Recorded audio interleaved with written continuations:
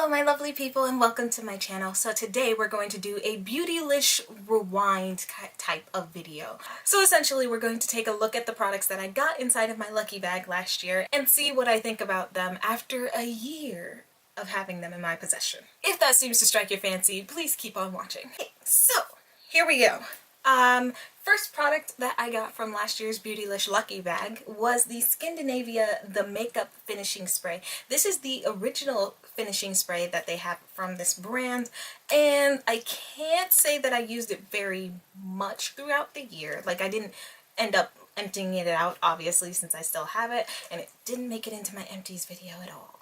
But I can say that when I did use this, I enjoyed it. It did make my makeup kind of set into my skin, and it had the lasting power, kind of like the Urban Decay setting spray. If it reminded me of anything, it would be as if the MAC Fix Plus and the Urban Decay makeup setting spray came together and had like the best of both worlds, because it sets my makeup and makes it look less powdery and more like a nice even toned finish like the MAC Fix Plus, but it also has the lasting power and not so much like the strong like cement feeling that the Urban Decay one has. Once I move through all of my other setting sprays that I have in my current possession, and I'm trying to move through those first, which is why I didn't want to bust through this one earlier in the year, but I think I'm gonna repurchase this, or at least it's gonna go on a wish list of something that reminds me that I like it. I thoroughly enjoyed using the Scandinavia setting spray. Moving on, I believe the next product on the list was the Ordinary Caffeine Solution. Ooh. I did use this for quite a while, and I used it every day repeatedly. While I was using this product, after a little bit, I did notice that my eyes became drier and drier, and that my concealer especially just started to look more and more crepey, and that was not something that I enjoyed. And so yeah, take this one with a grain of salt. I do need to reuse this. I need to figure out if this was the product that was causing the dryness.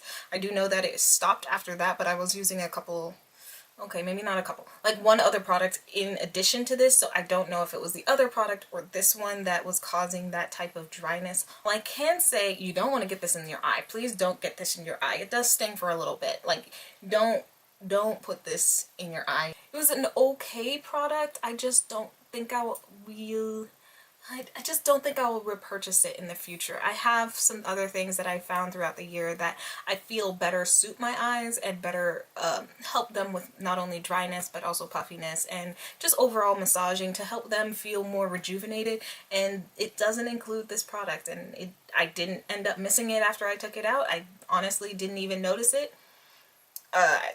If I'm going to be straight up honest, I used this product for maybe 3-4 months before I had to stop using it.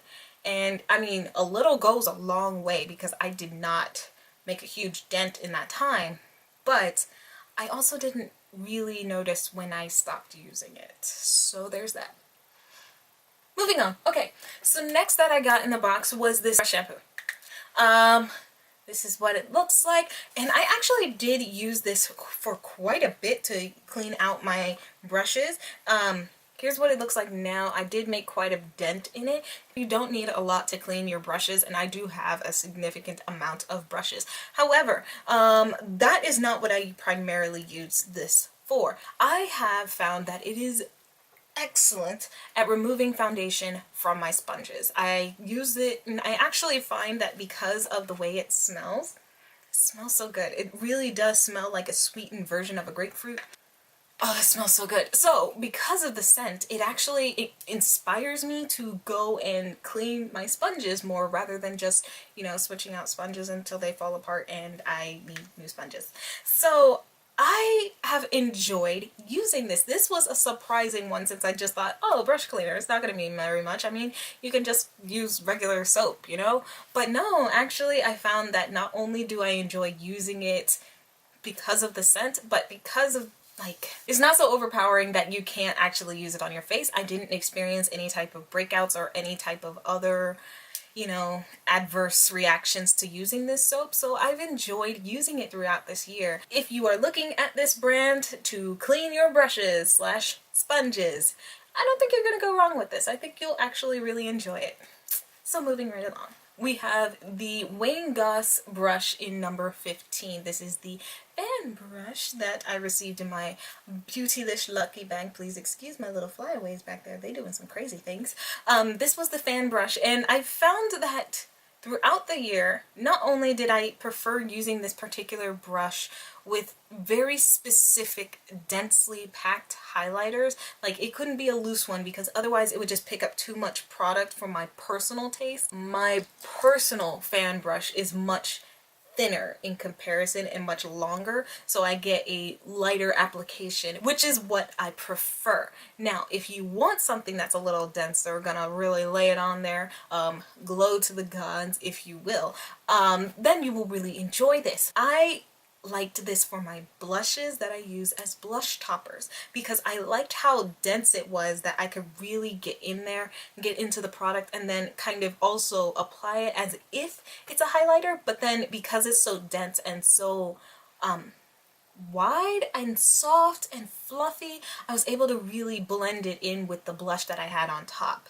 So honestly, I loved it more for blush than I did for highlight. I have several highlighting brushes, but this one I kind of enjoy as just like a little blush topper applique. Is that what I wanted to say? Solid maybe. Okay, so moving on.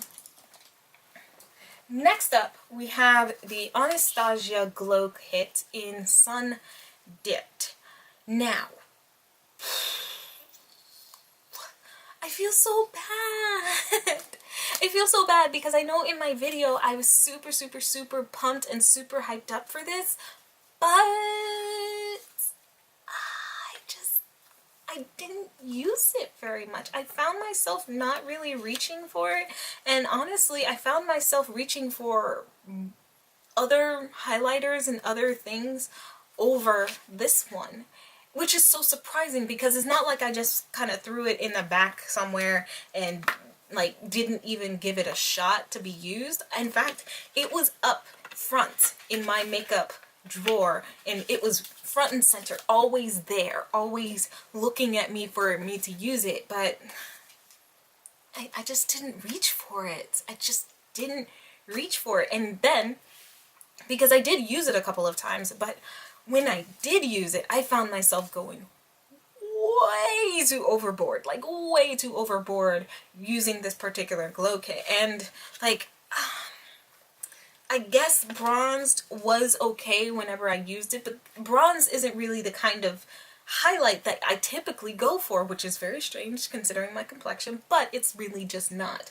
I tend to go for more champagne type colors, so things like these two, the Summer or Moonstone, would be more of what I would reach for, and even Tourmaline when I'm feeling more cool toned.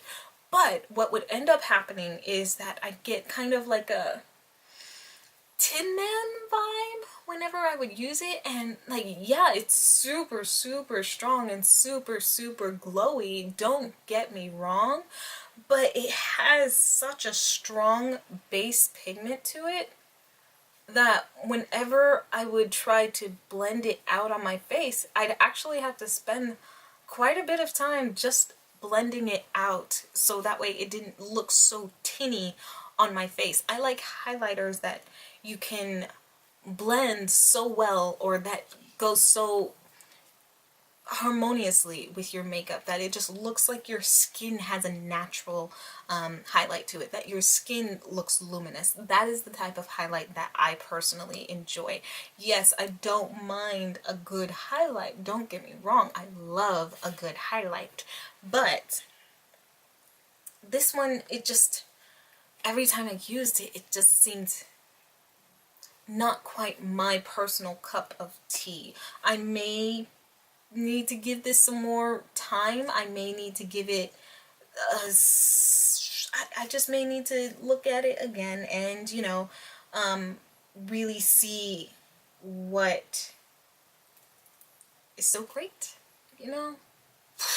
For this, it was okay. I will continue using it, and I may end up, you know, having to brainstorm and see how it looks on my eyes. I did not try that throughout this year. But for right now, I just, I found myself not really reaching for it, and it wasn't as much of a bang as I thought it was gonna be. So yeah, on to the final and honestly most surprising product that I received. This is the Charlotte Tilbury Look in a Palette. This is the smoky one, Smoky Eye Beauty. And this one, whoo-wee, this one was the one that made me uber nervous because of these colors up here. But this palette ended up being the actual item that I ended up using the absolute most this entire year. I found myself, even when I wasn't using it as the mirror product, I found myself using this bronzer shade over here as a nice set to my eyelids on top of concealer or on top of the eye primer that I would use for the day. And I also really thoroughly enjoyed the second color right here. Oh my goodness, it was such a surprising crease shade. I was not expecting it to show up. I was not expecting it to do a darn thing, but it did. It did so much. This would be my everyday. Like when I'm in a rush and I can't bother thinking about what I'm going to possibly put on my eyes, I would grab this palette. When I just needed to get out the door and do my makeup on the way, or maybe while I was there, I would grab this palette. I enjoyed using this nice smoky color over here, and I would line my eyes with it because I wouldn't bring an eyeliner with me. This would be my emergency palette, and I loved it. Surprisingly loved it. Now, to the cons. Clearly, this bronzer did not bronze me at all, so that's why I mostly used it as a setting powder. The blushes do not have a lot of pigmentation in them. Even when I was using them as, you know, something for my eye and in my crease and things like that, they just don't have a lot of pigmentation, and they really kick up a lot of dust for what they are. So that was kind of disappointing to see. Biggest disappointment of this palette is this highlight shade over here. Why? Because this highlight shade is supposed to be reminiscent of the Gold Bar palette, I think was it called, and it's so just chalky. It's kind of chalky. I don't like it. I really don't. And it's very firmly pressed. It doesn't really blend, and I was actually thinking that, you know, I could use this as a highlight, but I actually ended up using this color over here more as a highlight than the actual highlight, which isn't really okay. It's not okay. And then for a little bit, I had a little bit of hard pan on this highlight over here. So honestly, if I'm being straight up honest, the face section of this palette was disappointing. But with that said, I did find myself reaching for this palette and actually using this palette the absolute most out of all of the products that I received in the Beautylish Lucky Bag. This was the product that I used the most throughout the year, and I personally enjoyed it. I will probably move through all of these shades, and then once I do, I'll probably give it to a lighter complected friend of mine. But for right now, I'm actually enjoying using this palette. If I have an opportunity to purchase a Charlotte Tilbury single eyeshadow or something along those lines, or if she decides to come out with some deeper bronzers or something along those lines, I might actually pick it up. This palette did make me very interested in the Charlotte Tilbury line. Out of all of the products that I received from my Beautylish Lucky Bag, I would say that the Scandinavia setting spray, the Charlotte Tilbury Look in a Palette, the Wayne Goss brush, and the brush cleaner were all of my absolute favorite and most used products throughout this year of 2018. The ones that kind of didn't really jam with me were the Ordinary Caffeine Solution and the Anastasia Sun Dip Glow Kit. I absolutely would 100% repurchase this Lucky Bag because, as you can tell, I did actually find some really cool gems and some really awesome products that I enjoy using. It's just, you know, not everything can be a winner, which is what you expect when you go into these Lucky Bags. I would absolutely go and repurchase this Lucky Bag. In fact, you should be seeing another video from me very soon doing my 2019 Beautylish Lucky Bag. They haven't mailed them out yet. Actually, they should be mailing them out today. So I cannot wait. If you are also interested in seeing my 2019 Beautylish Lucky Bag, make sure to hit that subscribe button. If you had any questions, comments, or concerns about any of the things that I showed here, or you know, any videos that you want to see, make sure to comment that down below. If you like this video, make sure to hit that like button and share it with all of your friends, your family, and anyone else whom you might like. And until next time, stay lovely. Bye.